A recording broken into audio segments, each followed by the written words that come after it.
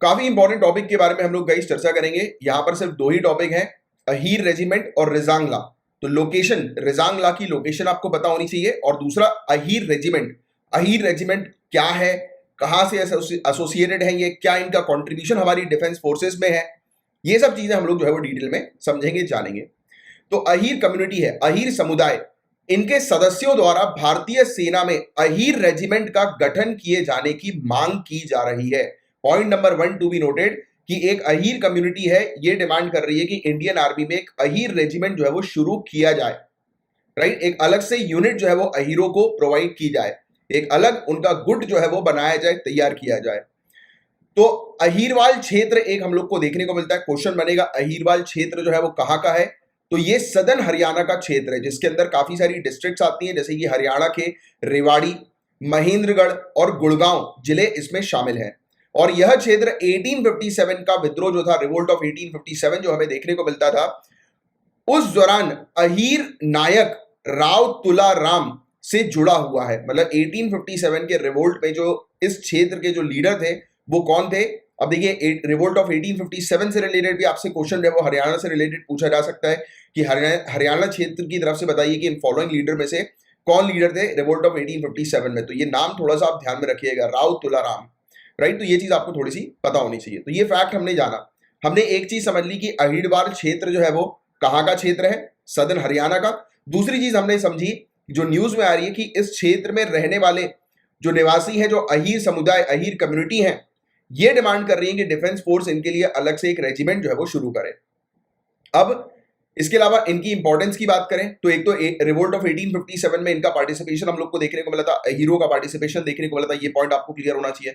दूसरी चीज, 1962 में चीन के साथ हुई रेजांग ला की लड़ाई, बैटल ऑफ रेजांग ला में हरियाणा के अहीर सैनिकों की बहादुरी की कहानी के बाद यह समुदाय को राष्ट्रीय स्तर पर, मतलब ये समुदाय राष्ट्रीय स्तर पर सुर्खियों में आ गया था। तो दो चीज क्लियर है कि इस समुदाय ने मेजर जो कंट्रीब्यूशन दिया था वो रिवोल्ट ऑफ 1857 के दौरान भी दिया था, एंड सेकेंडली 1962 के इंडिया चाइना वॉर के दौरान भी जो है वो दिया था। और इस क्षेत्र से परंपरागत रूप से भारतीय सेना में बड़ी संख्या में सैनिक शामिल होते हैं। ये जो हरियाणा का, सदर्न हरियाणा का जो क्षेत्र है, वहां से भारी मात्रा में लोग जो है वो इंडियन आर्मी में जाते हैं, ज्वाइन करते हैं। अब अहीर समुदाय की क्या मांग है, तो इस समुदाय के सदस्य लंबे समय से तर्क देते आ रहे हैं कि अहीर अपने नाम पर एक पूर्ण इन्फेंट्री रेजिमेंट के लायक है, फुल फ्लेज इन्फेंट्री रेजिमेंट के लायक है। अहीर डिजर्व करती है फुल फ्लेज इन्फेंट्री रेजिमेंट को, और मौजूदा कुमाऊं रेजिमेंट में केवल 2 बटालियन और अन्य रेजिमेंट में एक निश्चित प्रतिशत उनके लिए पर्याप्त नहीं है। मतलब कुमाऊं रेजिमेंट में इनको 2 बटालियंस दिए हुए हैं, यानी कि 2 यूनिट्स इनकी बनाई गई है, और जो दूसरे रेजिमेंट्स हैं उनमें इनको कुछ परसेंटेज दिया हुआ है जो कह रहे हैं कि वो पर्याप्त नहीं है इनके लिए, इनको एक अलग से पूरा का पूरा रेजिमेंट जो है वो चाहिए। राइट, और इस मांग पर सेना की क्या प्रतिक्रिया रही है। तो भारतीय सेना ने किसी भी, बहुत ध्यान से सुनना, अब ये पॉइंट आपके लिए इंपॉर्टेंट है कि इंडियन आर्मी जो है वो क्या बोलती है, हमारी मिनिस्ट्री ऑफ डिफेंस जो है उसका क्या कहना है।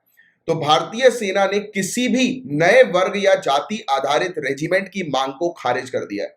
क्लियरली इंडियन आर्मी ने कह दिया कि हम किसी भी नए रेजिमेंट को क्लास के आधार पर या कास्ट के आधार पर या रिलीजन के आधार पर ऐड नहीं करेंगे। सेना का कहना है कि Dogra regiment, Sikh regiment, Rajput regiment और पंजाब रेजिमेंट जैसी जातियों और क्षेत्रों पर आधारित पुरानी रेजिमेंट जारी रहेंगी। Ahir regiment, Himachal regiment, Kalinga regiment, Gujarat regiment या किसी भी आदिवासी रेजिमेंट की मांग पर विचार नहीं किया जाएगा। तो क्लियरली मना कर दिया है। रीजन वाइज, क्षेत्र के आधार पर, रिलीजन के आधार पर, कास्ट के आधार पर, क्लास के आधार पर किसी भी तरीके से इंडियन आर्मी जो है वो रेजिमेंट्स को अलाउ नहीं करेगी। न्यू रेजिमेंट्स को, जो ऑलरेडी पहले से हैं वो कंटिन्यू रहेंगी, नए रेजिमेंट जो है वो नहीं बनाए जाएंगे। राइट, अब इसके बैकग्राउंड की थोड़ी सी चीज हम लोग समझते हैं। तो 18 नवंबर 2021 को रेजांग ला की लड़ाई, बैटल ऑफ रेजांग ला को 59 ईयर्स कंप्लीट हो गए थे, और इस अवसर पर रक्षा मंत्री जो हमारे डिफेंस मिनिस्टर हैं, इनके द्वारा लद्दाख के चुशुल में पुनर्निर्मित रेजांग ला स्मारक का उद्घाटन किया गया था। मतलब कि इन्होंने एक मेमोरियल जो है उसका उद्घाटन किया था इस ओकेशन पर, 59th एनिवर्सरी जो थी बैटल ऑफ रेजांग ला की, उस ओकेशन पर।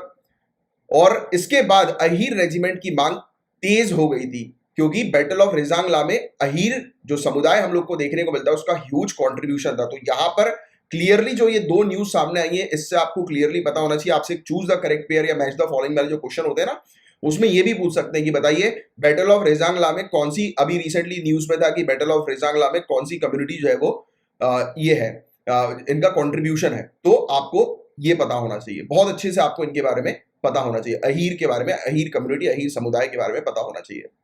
तो रेजांगला की जो लोकेशन है वो कहां पर है, तो रेजांगला लद्दाख में LAC, line of actual control, वास्तविक नियंत्रण रेखा जिसे हम लोग कहते हैं, इस पर स्थित एक पहाड़ी दर्रा, एक पास हम लोग को देखने को मिलता है रेजांगला। तो याद रखना, लद्दाख पर LAC पर एक पास हम लोग को देखने को मिलता है, माउंटेन पास, एक दर्रा। और ये जो पास है, ये जो दर्रा है, ये चुशुल गांव और स्पैंगुर सो झील के बीच स्थित हम लोग को नजर आता है। और स्पैंगुर सो झील भारतीय और चीनी दोनों क्षेत्रों में फैली हुई है। तो ये वाला पॉइंट भी आपको थोड़ा सा ध्यान में रखना है, स्पैंगुर लेक के बारे में आपको आइडिया होना चाहिए। और रेजांगला में 18 नवंबर 1962 को एक वीरतापूर्ण युद्ध लड़ा गया था, राइट। तो 1962 में यहां पर लड़ाई लड़ी गई थी इंडिया और चाइना के बीच। तो क्वेश्चन ये भी बन सकता है बैटल ऑफ रेजांगला किससे एसोसिएटेड है, तो इंडिया चाइना वॉर से एसोसिएटेड 1962 का हम लोग को ये देखने को मिलता है, वो क्षेत्र जहां पर लड़ाई लड़ी गई थी, राइट। अब इस लड़ाई के बारे में भी थोड़ा सा जान लो।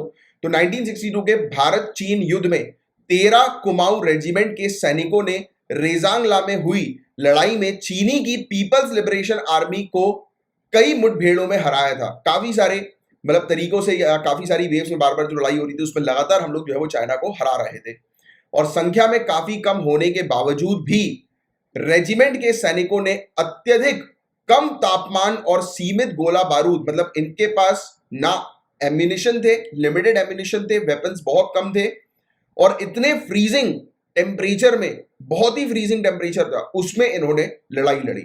और आखिरी सैनिक के जीवित रहने तक युद्ध जारी रखा गया। तो काफी वीरतापूर्ण तरीके से जो है वो युद्ध हम लोग को देखने को मिला था। और इस क्षेत्र के महत्व की बात करें तो रेजांगला महत्वपूर्ण चुशुल घाटी की सुरक्षा के लिए अति महत्वपूर्ण है, काफी महत्वपूर्ण क्षेत्र ये हम लोग को देखने को मिलता है। और किसी आक्रमणकारी के इस स्थान तक पहुंचने के बाद उसे लेह तक का खुला मार्ग मिल सकता है। मतलब कि रेजांगला क्षेत्र को जिसने भी अगर कैप्चर कर लिया तो उसके पास क्लियर वे, क्लियर रूट हम लोग को लद्दाख तक का देखने को मिलता है। इसलिए रेजांगला जो क्षेत्र है वो काफी ज्यादा स्ट्रेटेजिकली इंपॉर्टेंट क्षेत्र ये हम लोग को देखने को मिलता है। तो ये पॉइंट भी ध्यान में रखना है कि रेजांगला क्षेत्र स्ट्रेटेजिकली इंपॉर्टेंट क्षेत्र है। इसके ऊपर जिसने अपना कंट्रोल कर लिया, लद्दाख तक का रूट जो है वो उसके लिए बिल्कुल अवेलेबल रहता है। तो ये था गाइस पूरा वाला टॉपिक। मैं उम्मीद करता हूं बहुत अच्छे से, ये फैक्चुअल टॉपिक थे हिस्टोरिकल पॉइंट ऑफ व्यू से जो आपको ध्यान में रखने, बट इसमें काफी सारी चीज जो है वो हमने चर्चा करी। मिनिस्ट्री ऑफ डिफेंस के जो कह सकते हैं ना कि रेजिमेंट को लेकर उनकी क्या राय है, क्या वो सोच है, तो उसको भी हमने कवर कर लिया। काफी इंपॉर्टेंट टॉपिक है, बहुत ध्यान से इस टॉपिक को याद रखिएगा।